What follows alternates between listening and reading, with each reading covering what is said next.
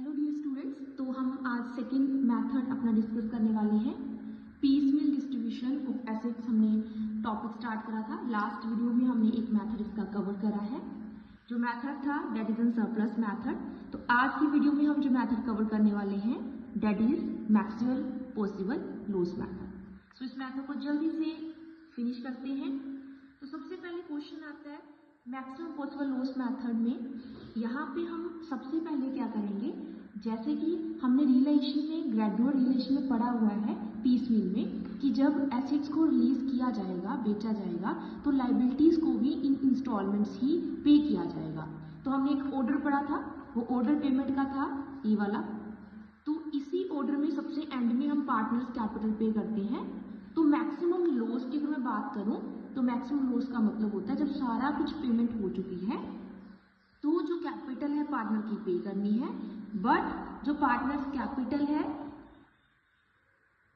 Partners capital जो है उसमें से हमें देखना है कितना कैश हमारे पास लास्ट में अवेलेबल है, कितना कैश हमारे पास अवेलेबल है वो हम देखेंगे, ठीक है। एंड जो डिफरेंस है अनपेड कैपिटल जो पे करनी बाकी है पार्टनर्स को, जो कैश अवेलेबल है उसको बोलते हैं मैक्सिमम लॉस। तो इसको एक क्वेश्चन के साथ हम स्टार्ट करते हैं। For example X Y and Z तीन पार्टनर्स हैं, उनकी रेशियो में गिवन है, कैपिटल गिवन है, क्रेडिटर्स मेरे पास गिवन है, एसेट रिलीज का मतलब जो एसेट बेचे हैं, पहले जो एसेट फर्स्ट टाइम बेचे हैं 50,000 के, सेकेंड टाइम 61,000 के एंड थर्ड टाइम 30,000 के।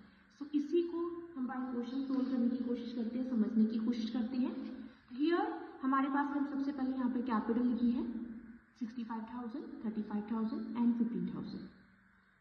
फर्स्ट ऑफ ऑल मेरे पास क्रेडिटर थे 50,000 के, तो जो एसेट मैं रिलीज करूंगी उसमें से सबसे पहले मैंने आउटसाइडर लाइबिलिटीज पे करनी है। तो मैंने इस 50,000 के क्रेडिटर को यूज कर लिया for the payment of creditor, ठीक। तो मेरे पास अभी दो रिलेशन बची हुई है, दो बार मैंने एसेट्स को रिलीज करा है, तो वो अमाउंट 61,000 30,000 बची है।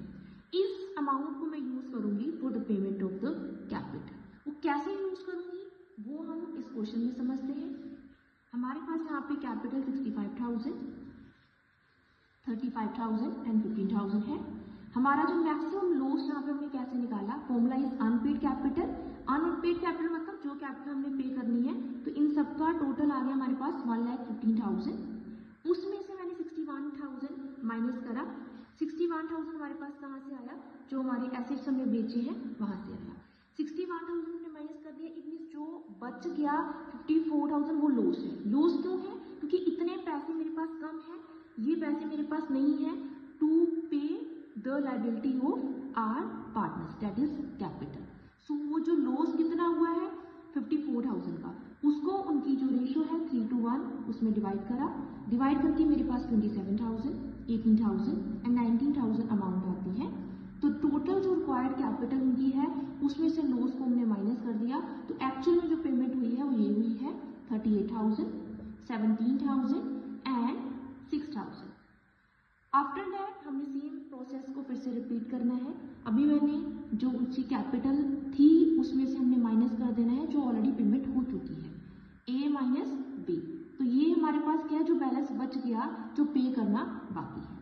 अभी जो नेक्स्ट टाइम मैंने एसेट्स को रिलीज करा है, नेक्स्ट टाइम जो एसेट्स को रिलीज करा है उसमें से मैं पे करूंगी बाकी की जो बची हुई कैपिटल है। 61,000 मैं पूरा यूज कर चुकी हूँ, अभी मेरे पास 30,000 बचा हुआ है, उस 30,000 को मैं यूज करूंगी for the payment of balance due. तो यहाँ पे देखते हैं मेरे पास 54,000 टोटल मेरी पेमेंट बनती है, जो बैलेंस ड्यू है 54,000 इन सबको ऐड करके आ रहा है, जो बैलेंस ड्यू है जो हमें अभी पे करना है।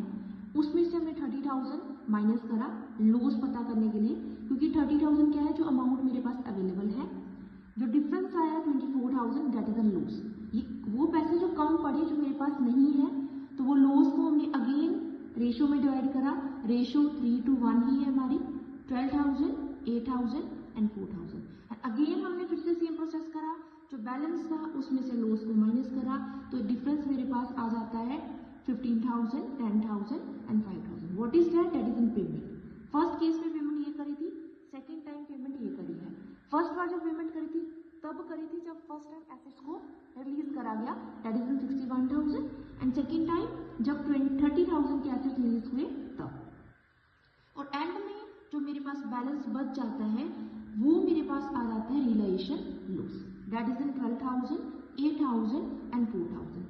ये लॉस इसलिए आया मेरे पास क्योंकि फर्दर मेरे पास और पैसे नहीं है, तो ये इसलिए हमारे रियलाइजेशन पे हुआ है लॉस।